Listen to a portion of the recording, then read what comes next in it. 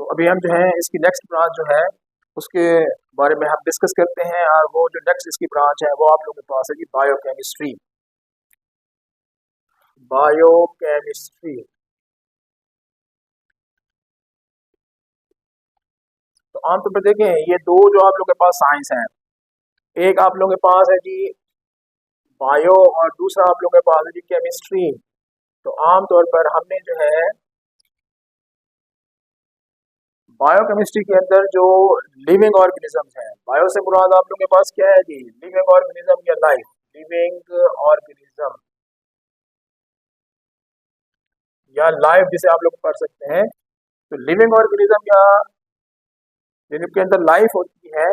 उनकी केमिस्ट्री को हमने पढ़ना है। ठीक है, केमिस्ट्री में आप लोगों को पता है कि हम सब्सटेंसेस के प्रॉपर्टीज, कंपोजिशन, रिएक्शंस और स्ट्रक्चर के बारे में हम पढ़ते हैं। तो कहने का मकसद ये है कि आमतौर पर जो जानदार होते हैं उनके अंदर जो सब्सटेंसेस पाए जाते हैं उन सब्सटेंसेस की केमिस्ट्री हमने पढ़नी है, यानी उन सब्सटेंसेस के जो प्रोसेसेस होते हैं, उनकी जो प्रॉपर्टीज होती हैं, उनकी जो कंपोजिशन होती है, उनके जो स्ट्रक्चर्स होते हैं, उसके बारे में हम डिस्कस करेंगे। ठीक है, तो यहाँ पर ओल्ड डेफिनेशन तो नहीं, अब यहाँ पर अब न्यू डेफिनेशन को हम डिस्कस करेंगे, और न्यू डेफिनेशन ओल्ड रिलेटेड ही है, उसके अंदर कोई खास फर्क नहीं है। तो इसके अंदर यह है कि आमतौर पर बायोकेमिस्ट्री की जब हम स्टडी करते हैं तो स्टडी करने पर हम लाइफ को समझ सकते हैं कि लाइफ किस तरीके से चल रही है, लाइफ को अंडरस्टैंड कर सकते हैं, समझ सकते हैं लाइफ को कि लाइफ किस तरीके से चल रही है, कैसे जो केमिकल प्रोसेस हो रहे हैं आमतौर पर किसी जानदार के अंदर। तो वो जो केमिकल प्रोसेस हो रहे हैं दरअसल वो मेटाबॉलिज्म, एनाबॉलिज्म, ये सारे के सारे होते हैं। ठीक है, कैटाबॉलिज्म होता है, उसकी डिटेल में नहीं जाते हैं, इतना आप लोग को बता रहे हैं। तो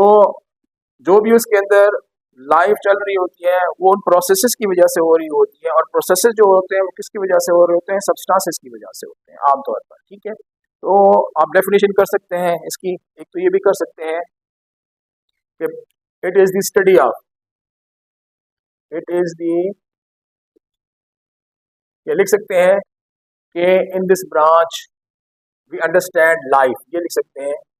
कि biochemistry is the branch of chemistry, in this branch we understand life, we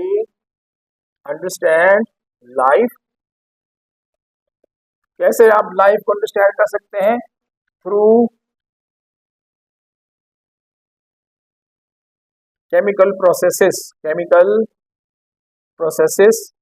occurring in living organisms। ठीक है, chemical processes occurring in living